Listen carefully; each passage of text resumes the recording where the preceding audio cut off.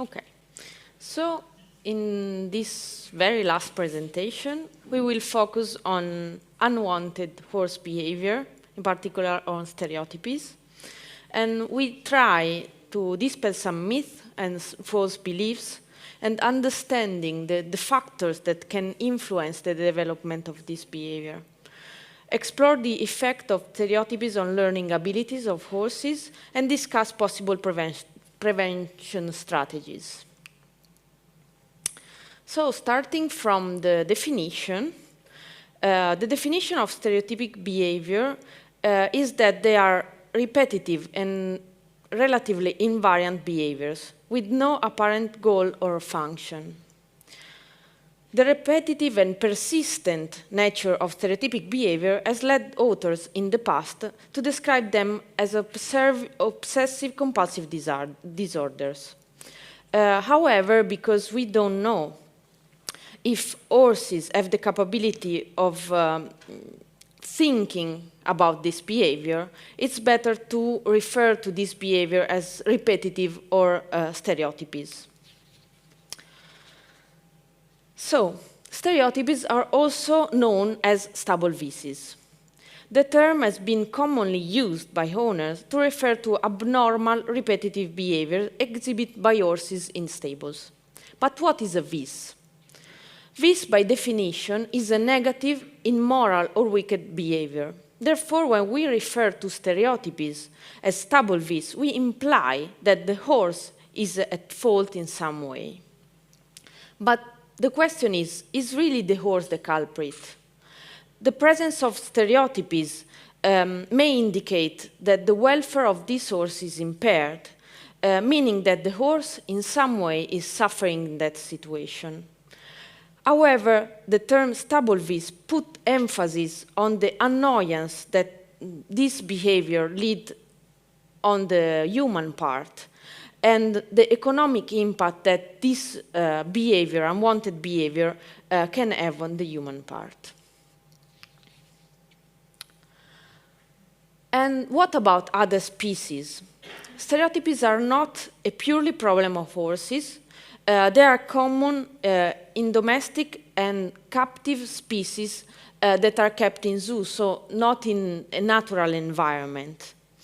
Stereotypies cannot possibly of any benefit for the animals, so they are performing a behavior that is a loss of energy and time. Okay, they are doing this behavior, they are not doing something that could be normal.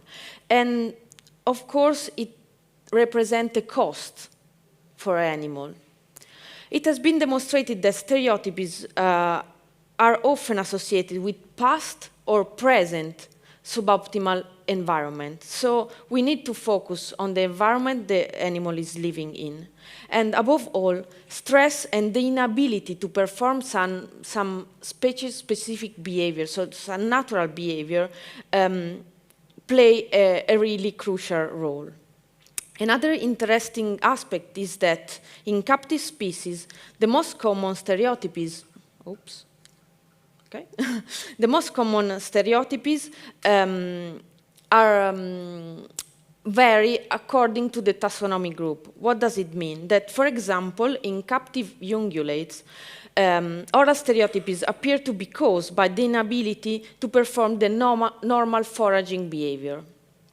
On the other side, the motivation of locomotory stereotypies of carnivores is likely to result from the combination of several factors, such as the lack of space, so they don't have enough space to move, but also the inability to perform some natural behavior, for example, some explorative behavior. In fact, pacing is more common in those species that usually travel long distances in nature. As well as for other animals, stereotypies in horses can be classified in locomotor stereotypies that relate to the movement to the horse, and oral stereotypies that relate to the horse using mouth, teeth. These are some examples. So for locomotor stereotypies, we have weaving, box circling, fence pacing. For oral stereotypies, we have cribbing, wood chewing, licking. So, we have a question for you. I think that should be open, so just please go to slide 2, and the code is changed, and you can use 866157 and answer to this question. So if the horse of your neighbor has a stereotypic behavior, would you suggest to reduce this behavior?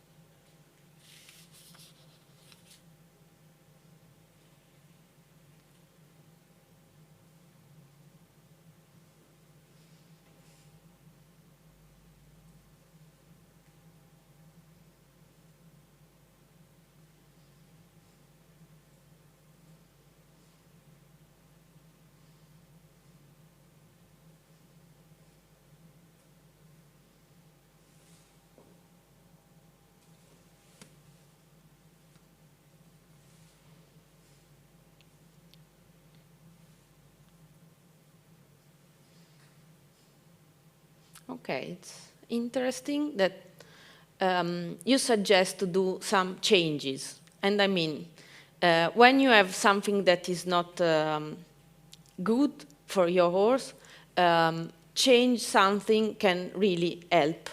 I think this is really important. Another word that you use is pasture, and this is really important as well, because pasture can increase the time for walking, so locomotor behavior, but also feeding. Okay, so let's see about the characteristics of this behavior. Stereotypic behavior can be similar to other behaviors. However, stereotypies have specific characteristics. In particular, they are invariant and resistant to change. This means that the sequence of the behavior is quite always the same. And the duration of different bits of the behavior are the same. So they are not a response to a stimulus, but is just a chaining of different phases that repeat the same without any variation. The other essential aspect is that once developed, it may become independent of its original eliciting stimulus. And this is really, really important because if you see a horse that starts behaving or showing some behavior that can become in future a stereotypy, is the time of making some changes, as you already said. To distinguish stereotypies from learned behavior and other behavioral problems, we can use this mnemonic word that is goals, and G is for, great. G is for goals. And what about learned behavior? Learned behavior is elicited by an external stimulus, so there is something in the environment that elicits the behavior. So the behavior is not so invariant. There is some variation in it. This is not true for stereotypies. An example can be a horse that is pawing when we give them, or there is the feeding time, okay? You can pick up this behavior and try to intervene, so make some changes before it becomes a stereotypy. Then we have R for repetition. Although my learned behavior can be repetitive, a close examination shows that there is some variation in it. E is for eating. Eating can play a really important role in crib biting, and it has been demonstrated that crib biting is directly stimulated by eating. So it continues when the horse is feeding, because behaviors such as biting and chewing can elicit this behavior. So this stereotypy increased during the feeding time. And for this reason, because it's elicited when the horse is feeding, it decreases when the feeding is finished. We need to take this into account because, for example, for learned behavior is the opposite. So if they are frustrated because they cannot feed, as soon as they see the feeding coming, they start behaving. So this is more a learned behavior. Then we have arousal. Sudden arousal, so a sudden noise, usually will interrupt other behaviors, so other learned behaviors, because the focus of the horse just change. But this is not really true for stereotypic behavior that usually increase when there is something sudden in the environment. Finally, we have threat or punishment. If we use threat or punishment, usually on a learned behavior, the learned behavior stops, but this is not true when we are facing a stereotypic behavior. Now we come to false beliefs. Many textbooks for horse owners promote the message that stereotypies are caused by boredom. What we can say about boredom? When we think about boredom, they suggest, to change the environment and to make the horse active. I think that we need to think about what a horse needs in their life and what are the needs that the horse have to be in a good management and housing. So it's not a kind of, it's not a boredom problem, but it's the problem what we do for making the horse in the good environment that he can enjoy. Another thing is about coping. So scientific research indicates that stereotypies developed in response to an unsuitable environment. So we don't have any evidence that if a horse sees another horse's stereotyping, he copy the behavior. But if you take into account that the environment plays a crucial role, if we have two horses that are in the same environment with the same limitation, of course they can develop the same behavior. Another thing is about the arousal that can elicit when a horse near, so the box near on a normal horse is we have a horse with, sorry, I'm a bit tired. A horse with normal behavior is stable near a horse with the stereotypy, and the horse with the stereotypy is stereotyping, so is moving and doing something that can increase the arousal of the horse that is stable nearby. And so they can start, moving or exhibiting some behavior that we don't want, and maybe they start stereotyping as well. So the question now is, when a horse develops a stereotypy, so a stereotypic behavior, it has been hypothesized that stereotypies are exhibited as a coping strategy in response to a stressor. So the horse is stressed, and then it tries to do something to solve this stress. Stereotypies could work as a reducer of the stressor, giving the horse a form of control over the environment. But what does this mean? The horse cannot perform some behavior, some specific behavior. In this picture, the example is grazing. So the horse is in the box, he cannot graze. And he really needs to do this behavior, so he tries to find another way to express this behavior, for example, chewing. And he starts to chew the wood of the door of the box. But now the question is, why not all the horses? I have a stable, the stable is quite similar, so the boxes are similar for all the horses. Why I have two horses and just one of them develop a stereotypy and the other not? It has been suggested that stressful environment in the early stage, and we come back what we have discussed this morning, the early stages of life when we wean the horses, when we wean the foals and we start training them, is a crucial point because they are still developing They are developing their brain, they are developing their body. And this can cause some permanent changes in the brain of the horse that can result in a greater predisposition of developing stereotypies in the later stage of their life.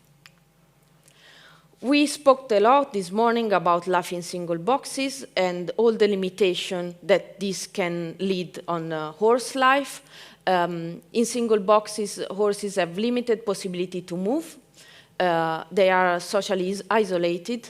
Sometimes the diet is rich in high concentrate and low in forage. So we need to focus on the time the horse spends eating. Okay, so if we have low forage and high concentrate, maybe the body condition is good, but the horse spends just 1 hour, 2 hours eating instead of 10 hours, 12 hours. And then they don't have any possibility to perform flight response, and this can be important for some horses, especially if the stable or the places where they are kept is noisy, or there are some sudden stimuli that can elicit fear. So all these limitations cause frustration in the animal. Frustration, by definition, is the perceived, so it's something that is on individual base. A subject can be different from another, resistance to fulfillment of an individual's will. So is the inhibition of the satisfaction of the need. And we discussed this morning. Horses have needs, but sometimes we look at the environment and the management of the horses from a human point of view. Frustration is a negative emotion and can be related to anger and disappointment. So, as we already know, life in single boxes can be frustrating for horses as it limits the exhibition of several natural behavior. So, how the horse can manage this frustration? Horses can cope with frustration in different ways. First of all, they can show a redirected behavior. For example, a horse needs to walk more and start walking into the box. Of course, the space is restricted, so maybe start walking in circle. And this can lead, to a box walker stereotypy. Another possible reaction is a displacement behavior. Displacement behavior occurs when a horse performs an act that is irrelevant to the behavioral context. This may be because frustration of one behavior can remove the inhibition to another behavior. Take into account that displacement behavior often involve action which bring comfort to the animal. For example, grooming. Okay, so the use of the mouth and teeth. And self-grooming, feeding, or chewing can give some comfort to the animal. So they start like this, and then this can evolve in something like an oral stereotypy. Then we can have some ambivalent behavior that is a sequence of action which contain part of two different emotions. So usually they are opposite, and behavior is shown that the horse try to do something and then think about, okay, I cannot do it, and so just move in two different or opposite direction. And this, if it's performed for a long time, can become weaving. Okay, can I do or do I not this behavior? And then we have aggressive behavior that is common. And is, of course, linked with frustration as well, and is associated with emotional impact. In our horses can be expressed as an aggressive behavior that can be directed to, for example, humans, but also aggressive behavior such as door kicking or kicking the box, and this, of course, is, can lead also to injuries. Now let's have a look to the brain and the link of brain with stereotypies. It has been demonstrated that an alteration of the dopaminergic system in the striatum, that is a part of the brain, can play a crucial role in the development of stereotypic behavior.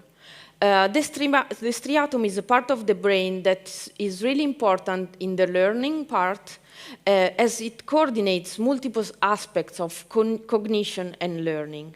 The striatum is divided in two different parts, so we have a dorsal part and a ventral part, and these subdivisions are made on the function that this part of the brain has with the body.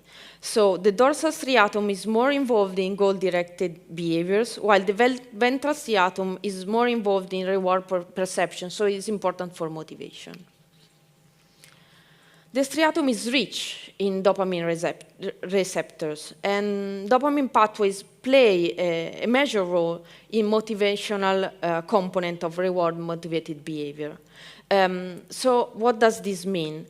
That anticipation of rewards increases the levels of dopamine.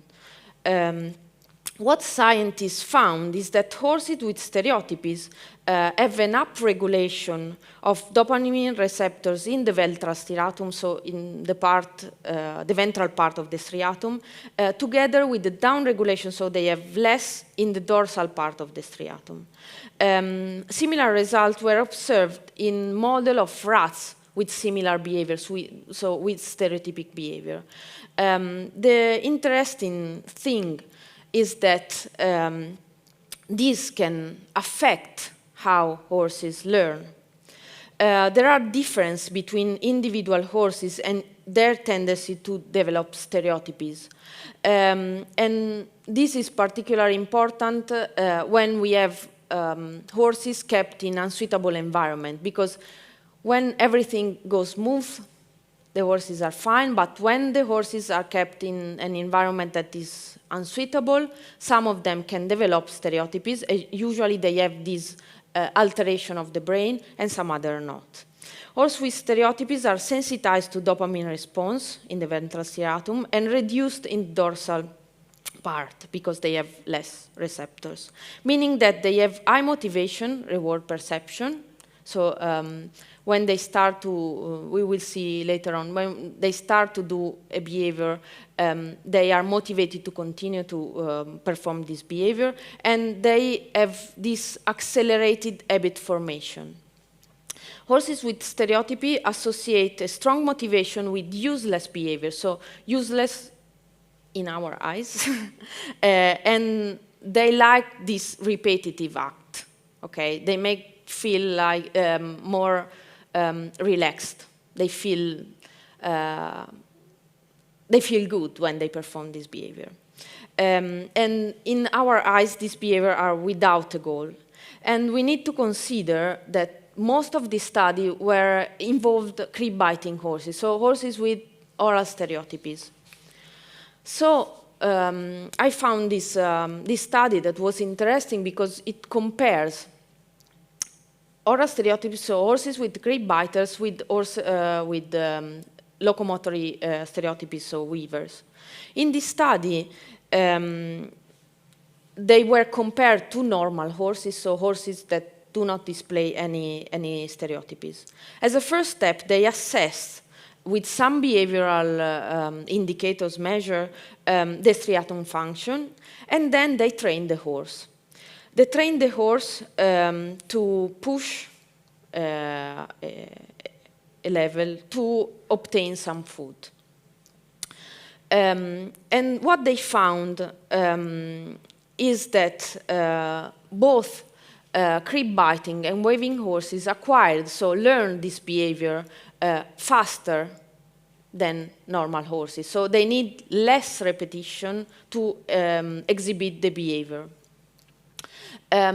The other interesting part is that crib-biting horses performed significantly more operant responses during the extinction phase. What is the extinction phase? They have the same operant conditioning box, but with no reward inside. So the crib-biting horses continue to exhibit the behavior, even if in the box there was nothing. So they were working for nothing, just for repeating the behavior. That probably makes them feel fine. And this can explain to us that they have this accelerated habit formation. Another important aspect that was highlighted in this paper is that when we work with horse, in particular with the crib-biting horses, we need to adjust our training method. Because if they have this high motivation and accelerated habit frustration, if we train always in the same way, with the same routine, they enter in this habit formation. And this can be really difficult when you try to change their mind. So you need to do something different, because they go like on the trail route. Okay? They know that in training they just need to do this and this and this. And I think that this can be a good point to start if we are training horse with this problem. What about personality? Does this alteration of the striatum affect also horse personality and the reaction that the horse have to different stimuli? The answer to this question can be found in this paper, and the authors here compared only crib biters with horses with no stereotypies, and they assessed their personality using some personality tests. These tests were related to reactivity to humans, tactile sensitivity, social reactivity, locomotor activity, and curiosity versus fearfulness test. The result about the personality test was that they don't have difference in temperament, but they react in different way to the tactile sensitivity test. In particular, crib biters were more reactive to the tactile test, meaning that they react more when they were touched. And I think that this can be another important piece of the puzzle when we think about stereotypes and how we selected them, because probably we indirectly select this behavior because when we ride horses, maybe we want to be them more reactive to our aids. So when we ask something, when we put pressure, we prefer horses that react faster. And this should be really taken into account when we work with horses. Here I can report the prevalence that was reported in different scientific studies. I divided 4 types of stereotypies. As you can see, the prevalence really differ in different studies, and I think that this probably depends on the population that was recruited, and also the type of stereotypes that was included in the studies. An interesting study was a recent study that compare horses, horses the same type, same breed, same sex, same age, living in the same condition, but they do different work. And what they found is that 83% of the subject perform some type of stereotypies. And if we compare with the prevalence that we have seen before, this is a very high rate and probably reflects the unsuitability of the environment in itself.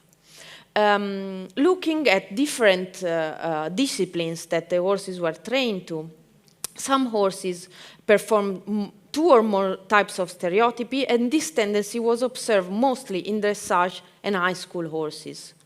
Repetitive licking and or biting of substrate was observed mostly in eventing horses, whereas cribbing and weed sucking occurred only in dressage and high school horses. And again, if we think what we have learned a few slides before about training, you know, dressage can be maybe more repetitive than eventing, and this maybe can affect also the development of stereotypies in horses.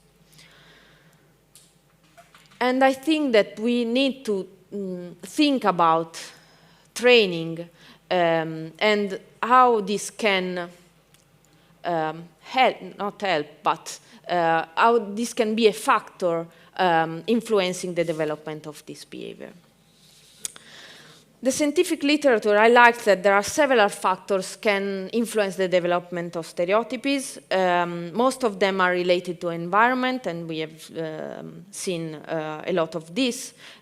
Stressful weaning experience is crucial, reduced frequency of feeding, lack of forage, in general time spent feeding, the use of concentrate, bedding, reduced social contact, restricted free exercise, and type of work, reading style, training, we do not know.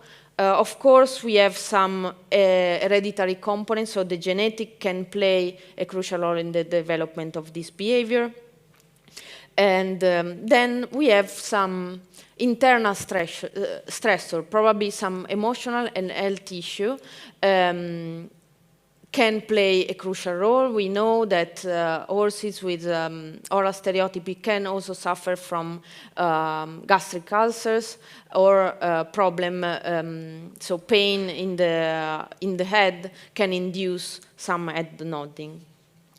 And we don't know if this emotional reactivity can be linked to genetic or is something that is more linked with environment.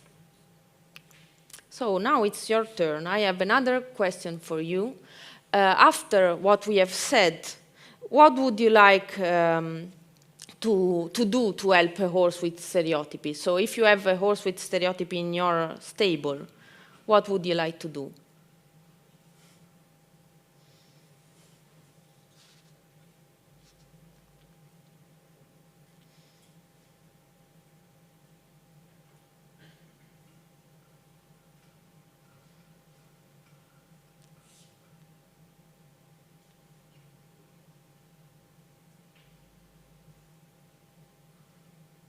Okay.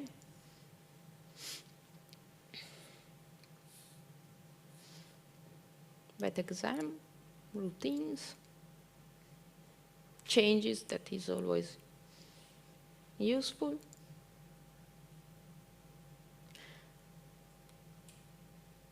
Thinking about practice, also changes in the routine should be evaluated, because sometimes when a horse, if the manifestation, so the exhibition of stereotypic behavior is linked to stress, if we make a sudden change that is really, I don't know, change the stable, so something that really impacts on the management of the horse, if it's too fast, this can create stress as well. So just ensure that when you are making changes, the horse is coping well with these changes. As you can easily understand, stereotypic behavior are considered undesirable and problematic by horse owners, as the value of the horse is reduced. we always need to consider that stereotypies are a sign, so a symptom that there is something wrong in the horse and the horse is suffering and his welfare is compromised. Therefore, the first thing we have to think about is to understand the potential cause or factors that can elicit the stereotypic behavior. And if it's possible, to remove, to solve, to change them. Together, of course, if we know, with some implementation of the management of the horse that are known to help reducing this behavior. It is generally accepted that preventing stereotypies from developing is the more effective way, is more effective than to stop when we have this behavior. Therefore, attention should be arisen on weaning methods. So when the horses are still developing, and the management in that period is really, really crucial. As if we manage the horse in the right way when they are developing, this can really impact on the future development of the stereotypic behavior. In this sense, we can give the possibility to foals to be stable with conspecific, or spend some of their day with conspecific. They could play a crucial role and should be boosted in practice. Sometimes for sport and leisure horses, there is a tendency when the foals are weaned just to put them in box and then start training, but think about to give them some time outside when they can move freely with other foals or other horses. Also adult horses can play an important role, it can be really beneficial. The other question I often ask to is, should I try to stop the stereotypic behavior when it's already established? We know that physical prevention are probably the most frequent treatment used by horse owners.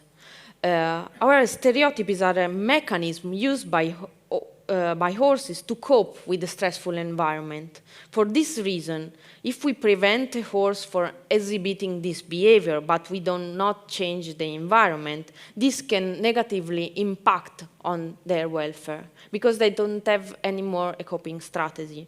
And they can develop other stereotypic behavior, because they have an increased frustration, because they cannot use the old stereotypic behavior to cope with the environment. It's really important try to not to stop them, but to change something in their environment to feel them more comfortable. The last thought I would like to raise is about environmental enrichment. Studies reported that the use of environmental enrichment in the box of the horse can help in reducing some stereotypic behavior. However, these do not remove the cause. If they are staying in the box and just add something, it's not solving the cause that caused the problematic behavior. So if we know that the horse is suffering for limitation in social interaction, in my opinion, it's better to plan some time in the paddock with other horses, or when he can interact with other horses, instead of just putting a mirror in the box. If we think about food dispenser, and the problem is that we need to increase the feeding time, we should think about maybe giving hay at different time, or moving some pieces of hay in different place in the paddock, so the horse just move from one place and another, and increase the time spent feeding. So just summing up, about stereotypies, they are repetitive, invariant, they have never been observed in free-ranging feral horses, are considered undesirable and problematic, but is not the horse the culprit. Stereotypies are indicative of an ongoing or previous welfare problem, and they are mainly related to environmental challenges that include frustration of horse biological needs. An alteration of dopaminergic system in the striatum is also involved in the development. So, what we can do, the best management strategies continue to be prevention, by trying to optimize turnout time, social interaction, grazing, foraging opportunities, starting from young age. Together with this, minimizing stress during weaning process is important, and working hard to enhance natural behavior of horses when are at rest. And also, if you need to stop a horse because he's injured, so you change the routine, you can help during the recovery, increasing the time he can spend maybe feeding or doing something instead of just staying still in the box.